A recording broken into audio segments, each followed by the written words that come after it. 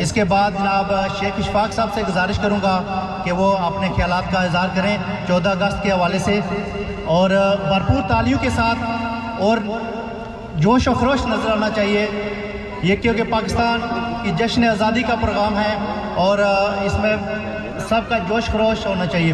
جناب شیخ اشفاق صاحب۔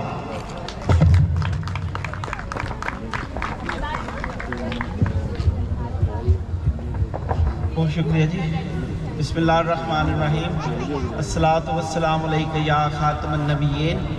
میں دل کی اتھاہ گہرائیوں سے آپ سب لوگوں کو کارٹریٹ میں خوش آمدید کہتا ہوں، اور خاص طور پہ مسز عائشہ علی جنہوں نے ٹائم نکالا میرے لیے، ہم ان کو دل کی اتھاہ گہرائیوں سے خوش آمدید کہتے ہیں۔ ماشاءاللہ یہاں پر مشتاق احمد کمبو صاحب ہمارے چیف آرگنائزر اور میلہ کمیٹی 2022 کے چیئرمین بھی یہاں پر تشریف لائے ہوئے ہیں۔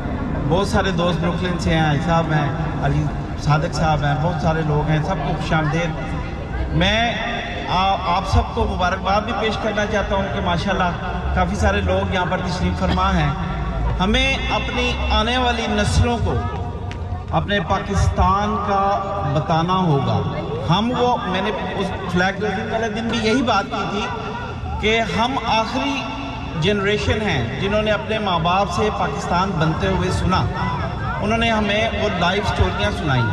جو بچے ہمارے یہاں پر پیدا ہوئے ہیں وہ بچے بالکل کورے کاغذ ہیں، ان کو پاکستان کے بارے میں کچھ معلوم نہیں، اور الحمدللہ بہت اچھا کام ہے سدھو صاحب کا، میاں صاحب کا، اور جتنے بھی لوگ یوم آزادی کا جشن منا رہے ہیں جہاں کہیں بھی پاکستانی، میں ان سب کو مبارکباد پیش کرتا ہوں اور ان کو خراج تحسین پیش کرتا ہوں۔ ہمیں یہ کام کرنا چاہیے، ہمیں اپنی آنے والی نسلوں کو بتانا چاہیے کہ پاکستان مفت میں نہیں ملا، ہماری شہداء کی، ہمارے بزرگوں کی قربانیوں کی وجہ سے ملا ہے، اور یہ واحد ملک ہے جو صرف لا الہ الا اللہ محمد رسول اللہ کے نام پر ملا ہے۔ اور میں آپ لوگوں کو یہ بھی بتاتا چلوں کہ ہر وقت ہم دعا گو ہیں پاکستان کے لیے، اس کے استحکام کے لیے۔ اللہ تبارک و تعالیٰ نے پاکستان کو اپنے نام پر ہمیں دیا اور لا الہ الا اللہ کے نام پر دیا، نہ پہلے دشمن کوئی ہمیں آج پہنچا سکا ہے، اور انشاءاللہ آئندہ بھی کبھی کو دشمن میلی نظر سے پاکستان کو نہیں دیکھے گا۔ ہمیں پاکستان کے لیے مل جل کر کام کرنا ہوگا، اپنی آئندہ نسلوں کو بتائیں، اپنے بچوں کو بتائیں، انہیں لے کر آئیں ان پروگراموں میں، انہیں بتائیے کہ کس مشکل سے ہم نے ہندو ذات سے اور دوسروں سے، انگریزوں سے ہم نے آزادی حاصل کی، صرف اپنے مذہب کے لیے۔ ہم تو اس آزادی کی نعمت کا اگر کسی سے پوچھنا ہے تو فلسطین والوں سے پوچھیں، اگر پوچھنا ہے تو کشمیر والوں سے پوچھیں۔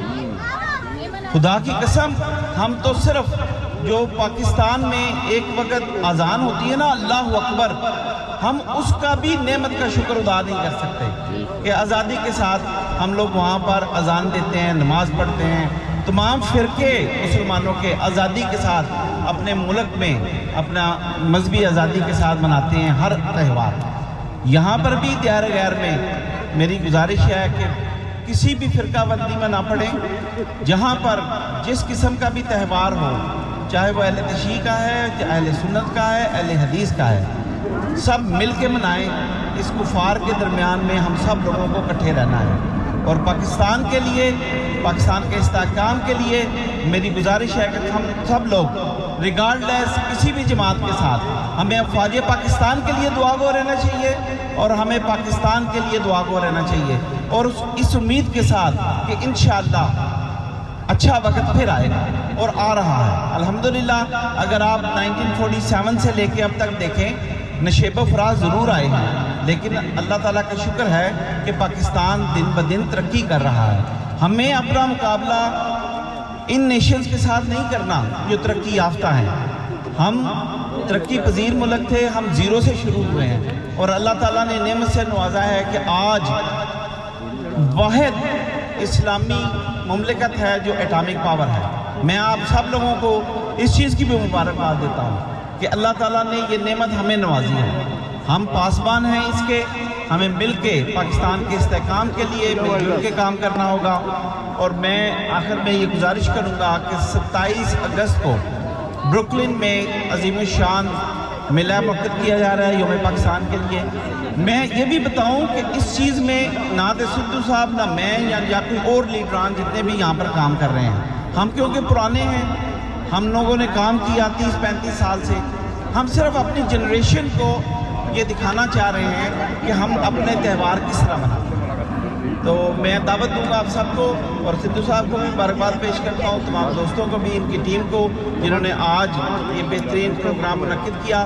جب ہم لوگ آئے تھے اس وقت صرف ایک پریڈ ہوا کرتی تھی. اللہ تعالیٰ کا شکر ہے اب گھر گھر میں سب سے حلالی پرچم لہرا رہا ہے. اور میں سب لوگوں کو گزارش کروں گا کہ آپ لوگ 27 کو بھی وہاں پر بروکلن میں تشریف لائیں. پاکستان سے فنکار آئے ہوئے ہیں, وہ بھی ہوں گے, سٹی آفیشل بھی ہوں گے. بہت شکریہ. Pakistan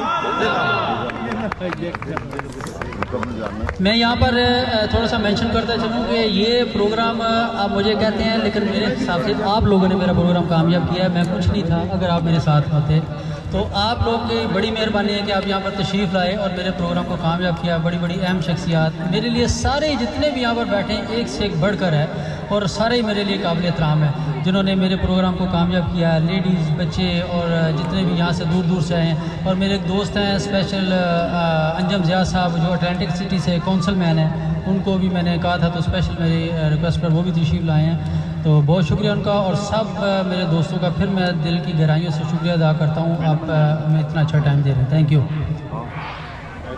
thank you so much. اس کے بعد میں جناب کونسل مین اٹلانٹک سٹی جناب انجم ضیاء صاحب سے گزارش کروں گا کہ وہ تشریف لے آئیں.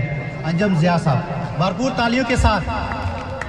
یہ فوٹو سیشن کے لیے آپ سب لوگوں کو بعد میں ٹائم دیا جائے گا, تو پلیز متوجہ ہوں.